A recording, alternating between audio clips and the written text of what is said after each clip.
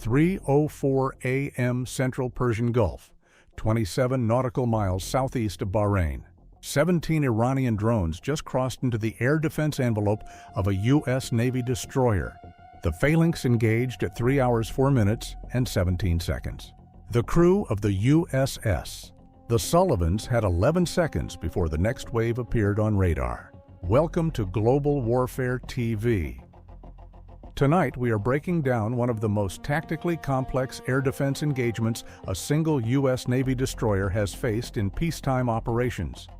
A swarm of Iranian Shahed-136 and Mohajer-6 drones launched in coordinated waves against a U.S. naval vessel operating in international waters in the central Persian Gulf.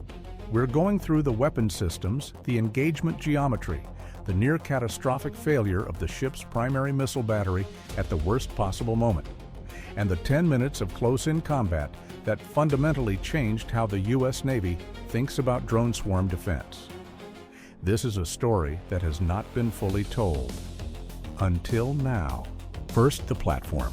The USS The Sullivans is an Arleigh Burke-class guided missile destroyer, hull designation DDG-68. She displaces 8,900 tons. She carries 90 VLS cells, the AN/SPY-1D radar, 2 Phalanx C IWS systems, 1 forward, 1 aft, and a crew of 281. She is named after the 5 Sullivan brothers, all of whom were killed when the USS Juno was sunk in 1942. She has been a frontline 5th Fleet asset for years. On the night of this engagement, she was operating independently, no other U.S. vessel within 40 nautical miles. That operational isolation was not an accident, it was an oversight. Standard 5th Fleet doctrine calls for destroyers operating within the Bahrain Maritime Security Zone to maintain a task partner, another surface combatant, or at minimum a helicopter asset, within 20 nautical miles during periods of elevated threat. On the night in question, the Sullivans' task partner had been diverted south to support a medical emergency aboard a commercial vessel 55 nautical miles away. The reassignment had been approved by 5th Fleet Operations. The Sullivans was left operating alone. The threat assessment for that night was categorized as elevated, non-imminent. That assessment was based on satellite imagery from 18 hours prior and signals intelligence from 11 hours prior. Neither had captured the activity that began at Kish Island Air Base at approximately 0:30 a.m. local time. Activity that involved ground crews preparing multiple drone launch platforms in the island's southern storage facility. The reason the activity was not captured: the satellite pass that should have covered Kish Island at 1:15 a.m. was tasked to a higher priority collection target. The gap in coverage was 8 hours. In those 8 hours, 17 armed drones were prepared, fueled, and positioned on launch rails. The Shahed-136 is an Iranian loitering munition, a kamikaze drone. Wingspan 2.5 meters, length 3.5 meters. Propulsion, a small piston engine, similar to a lawnmower in acoustic signature. Speed, approximately 185 kilometers per hour. Warhead, 40 kilogram shaped charge. It is extremely difficult to detect on radar at low altitude due to its small radar cross-section and slow speed, both characteristics that challenge systems calibrated for fast-moving jet aircraft or missiles. Guidance: GPS, inertial navigation for cruise phase, with a terminal seeker option on the Shahed-136B variant. The Mohajer-6 is a different class of threat. It is a reconnaissance and strike drone with a larger radar cross-section, longer range, and the ability to carry guided munitions, specifically the Qaim-5 precision-guided bomb with a 10-kilogram warhead. But it can designate targets for other weapons in a swarm. It can serve as an airborne sensor platform, feeding targeting data to the Shahed drones behind it. According to the post-engagement assessment, the attack was structured as follows. 2 Mohajer-6 drones preceded the main swarm at medium altitude, approximately 3,000 feet, to locate the Sullivans and provide terminal targeting data. Behind them, 15 Shahed-136, launched in 3 waves. A lead wave of 5, a second wave of 6, a third wave of 4. The waves were timed 7 minutes apart. The intent, modeled on IRGCN drone doctrine, was to overwhelm the ship's close-in defenses by forcing multiple simultaneous engagements and exhausting the Phalanx's ammunition supply. The Phalanx CIWS carries 1,550 rounds of 20mm ammunition per drum. At its maximum fire rate of 4,500 rounds per minute, that drum lasts approximately 20 seconds of continuous fire. In burst engagements against individual targets, each engagement typically consumes 30 to 75 rounds. The math is not comfortable. 15 Shahed drones at an average of 50 rounds per engagement, 750 rounds, just under half the drum.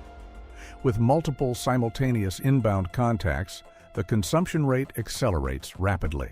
The Mohajer-6s were detected by the AN/SPY-1D at 2:47 a.m. at approximately 41 nautical miles, altitude 3,100 feet.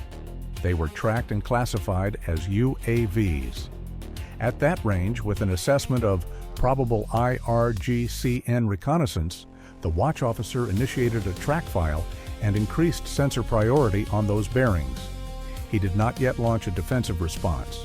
The first wave of Shahed-136 was detected at 3:01 a.m.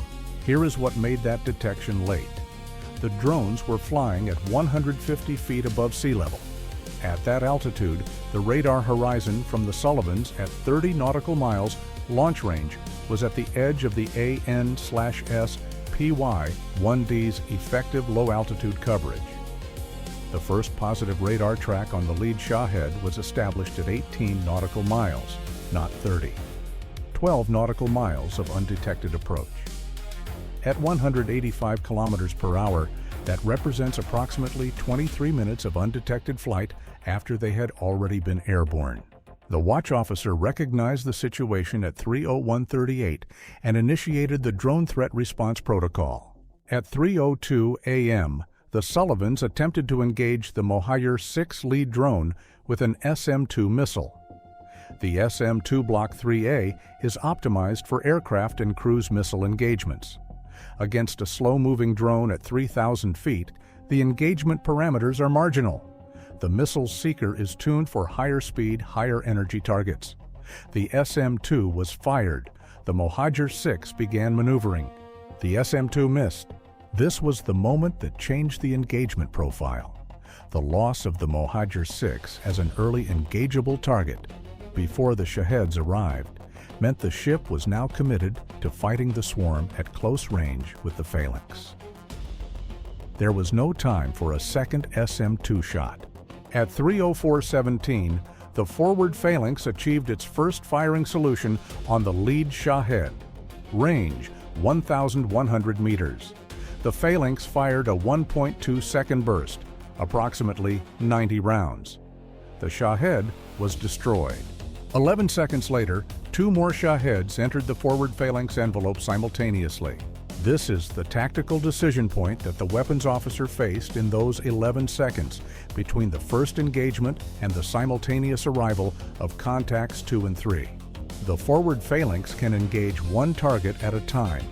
Its tracking radar designates a single target and fires until it achieves a kill or loses track.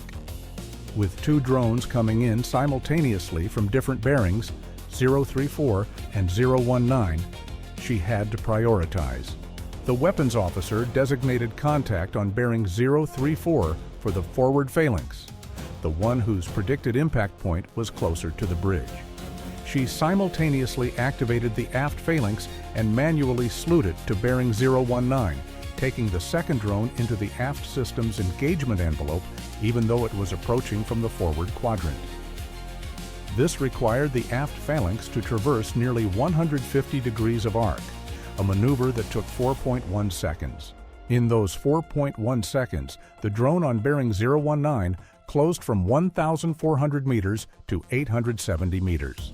The aft Phalanx fired at 0304-39, range 870 meters, 1 second burst. The Shahed was destroyed at 340 meters from the hull, close enough that burning debris fell into the water 18 meters off the starboard bow. The forward Phalanx engaged bearing 034 at 0304-31 and achieved a kill at 0304-33. 2 down, 3 more in the first wave still inbound. The second wave of 6 drones was 7 minutes out. The engagement became a controlled race. The Sullivans was maneuvering aggressively, maximum rudder, speed varying between 22 and 30 knots, to complicate the drone's GPS-guided terminal approach. The GPS guidance on the Shahed-136 is accurate, but if the target moves significantly between the drone's last course update and terminal approach, the hit probability drops. The ship's maneuvering was contacts 4 and 5 from the first wave were engaged and destroyed at ranges of 920 and 1,050 meters by the forward and aft Phalanx respectively. Contact 6, the last of the first wave, was engaged at 0307-12 and was hit but not immediately destroyed. The damaged drone lost its guidance and impacted the water 61 meters off the port bow. The detonation of its 40-kilogram warhead sent shrapnel across the water surface. 4 sailors on the weather deck, who had been outside per GQ positioning for damage assessment, were struck by fragments. 2 sustained lacerations. 2 sustained more serious wounds. 1 sailor took a shrapnel fragment to the shoulder, 1 took fragments to the forearm and chest. None were life-threatening, all 4 were evacuated below decks. The ship had taken no direct hits, but the second wave was already inbound. 6 drones. The Phalanx forward drum had consumed approximately 680 rounds. It had roughly 870 remaining. If the weapons officer's average engagement consumption was 90 rounds, the forward drum had capacity for approximately 9 more kills before reload. The second wave plus the third wave totaled 10 drones. The math was not comfortable. At 3:09 a.m., the commanding officer of the Sullivans made a decision that was later credited with preserving the ship. He ordered the ship to execute a maximum speed run directly toward Bahrain, toward the 2 other U.S. Navy vessels and the MH-60R helicopter assets based at NSA Bahrain. Simultaneously, he transmitted a flash priority message to 5th Fleet. Engaged multiple UAV threats. Ammunition depleting. Request immediate air support. The flash message reached 5th Fleet at 3:09:47. The duty officer escalated immediately. 2 FA-18F Super Hornets assigned to alert status at Al Udeid Air Base in Qatar were scrambled at 3:11 a.m. Flight time to the Sullivan's position at maximum speed, approximately 18 minutes. The Sullivans had to hold for 18 minutes. The second wave arrived at 3:11 a.m. 6 drones. The engagement was harder. The drones had adjusted their approach angles slightly, based on terminal guidance from the surviving Mohajer-6, which was still airborne at medium altitude feeding targeting data. The first Mohajer-6 had been destroyed by a second, SM-2, at 3:08 a.m. after it descended to engageable altitude. The second Mohajer-6 was still operating. Of the 6 drones in the second wave, 4 were destroyed by Phalanx, 2 by each system. 1 was engaged and missed by the forward Phalanx due to a tracking glitch when the drone executed a brief erratic maneuver in its terminal phase, possibly a programmed evasive feature. The drone continued inbound. The aft Phalanx, already committed to another target, could not traverse in time. The weapons officer fired the ship's .50 caliber machine guns, manually aimed by sailors at their gun positions, at the incoming drone. It was hit at approximately 200 meters and detonated. The blast and fragmentation pattern caused superficial damage to the portside antenna array. The AN/S PS-67 surface search radar was knocked offline. It was restored by the electronics technician within 6 minutes. The forward Phalanx drum was now critically low, estimated remaining rounds, under 300. The third wave, 4 drones, arrived at 3:18 a.m. At 3:19 a.m., the first of the 2 FA-18Fs arrived on station. The pilot, call sign Forge-11, immediately engaged the trailing Mohajer-6 with an AIM-9 X Sidewinder. Kill. The Super Hornet then used its 20mm M61 Vulcan cannon to engage 2 of the 4 drones in the third wave, destroying both. The second F/A-18F destroyed the remaining 2 drones with gun runs from above. The engagement ended at 3:22 a.m. Total duration, 18 minutes. Total Iranian drones engaged, 17. Total destroyed by the Sullivans, 13. Total destroyed by F/A-18Fs, 4. Total U.S. casualties, 4 sailors wounded by fragmentation. Total direct hits on the USS The Sullivans, 0. 0 direct hits out of 17 armed drones specifically targeted at 1 ship. But the post-engagement review was not triumphant. It was alarmed. The Phalanx had come within 3 engagements of running dry before air support arrived.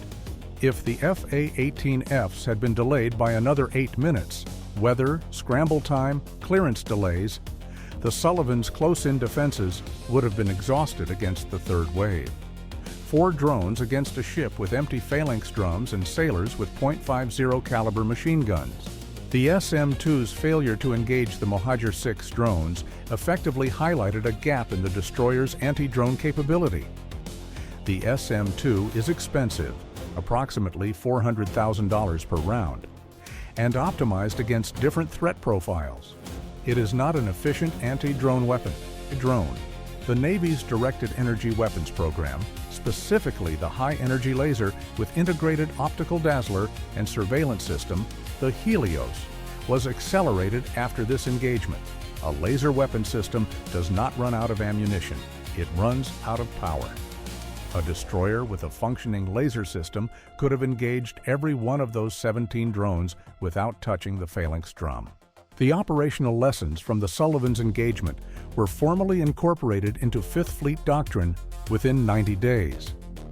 Destroyers were no longer authorized to operate solo within the Bahrain Maritime Security Zone without a designated task partner or alert helicopter asset. Drone threat assessments were elevated as a standing priority for ISR coverage. The Phalanx reload cycle time was reviewed for fleet-wide improvement, and the 4 sailors who had been wounded on the weather deck during the first waves near miss. They received Purple Hearts. They were the first sailors wounded in combat with Iranian drones in the Persian Gulf. That is what drone warfare against a surface combatant looks like in practice. Not a single decisive hit. Attrition. 17 drones designed to exhaust the defenses, 1 engagement at a time. And a ship that survived not because the math was comfortable, it wasn't, but because the crew was faster. The weapons officer made the right calls, and 2 FA-18Fs scrambled from Qatar in time. Margins, always margins. Subscribe to Global Warfare TV for tactical analysis at this level of detail.